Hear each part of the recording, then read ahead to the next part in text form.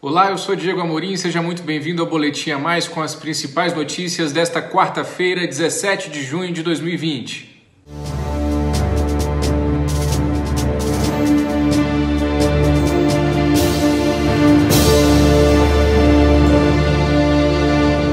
Começo com a informação de que o STF retomou hoje o julgamento sobre a continuidade ou não do inquérito das fake news que corre no Supremo. Na semana passada, vocês acompanharam conosco o relator daquele pedido da rede para trancar o inquérito, Edson Fachin, votou pela continuidade do inquérito com alguns ajustes e hoje pela manhã outros dois ministros também votaram pela continuidade do inquérito.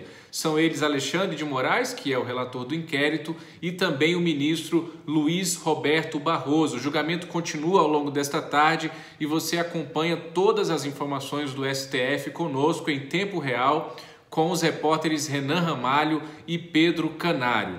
O ministro Alexandre de Moraes, ao votar e criticar, obviamente, as ameaças aos ministros do Supremo Tribunal Federal, ele disse o seguinte, abro aspas, em nenhum lugar do mundo isso é liberdade de expressão, isso é bandidagem, isso é criminalidade, disse o ministro Alexandre de Moraes. Portanto, no STF até aqui, 3-0 a favor da continuidade do inquérito das fake news, aquele mesmo que censurou o Antagonista e a revista Cruzoé. Também na manhã de hoje, seguimos em frente, o repórter César Feitosa, de Antagonista em Brasília, está no Palácio do Planalto e acompanhou a posse do novo ministro das Comunicações.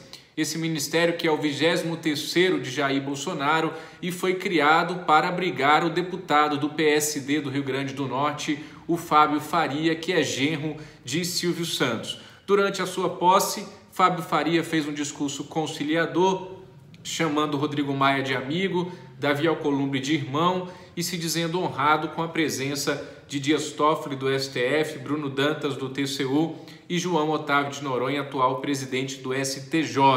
Disse Fábio Faria, abro aspas, vivemos hoje dias turbulentos com uma pandemia sem precedentes. O novo coronavírus surpreendeu o mundo e mudou nossas vidas. Impactou fortemente a economia do mundo e afetou o nosso Brasil, que já se recuperava, ministro Paulo Guedes, pelas medidas adotadas pelo atual governo e apoio do Congresso Nacional. Ele concluiu dizendo que é hora de pacificar o Brasil. Enquanto isso, mais cedo, em frente ao Palácio da Alvorada, Jair Bolsonaro parou, como de costume, para falar com alguns apoiadores e voltou a reclamar dessas operações recentes feitas pela Polícia Federal a pedido da Procuradoria-Geral da República, de Augusto Aras, e autorizadas pelo ministro Alexandre de Moraes do STF. Disse Jair Bolsonaro, abro aspas, eu não vou ser o primeiro a chutar o pau da barraca, eles estão abusando, isso está a olhos vistos.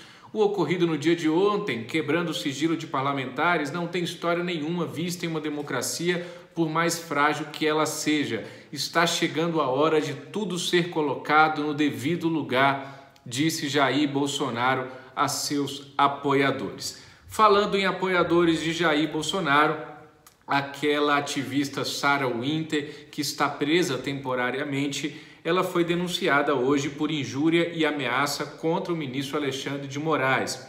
Porém, o procurador da República no Distrito Federal, Frederico Lustosa, descartou qualquer violação da Lei de Segurança Nacional e rechaçou uma eventual prisão por tempo indeterminado, ou seja, uma prisão preventiva de Sarah Winter, que, portanto, deve deixar a cadeia nos próximos dias.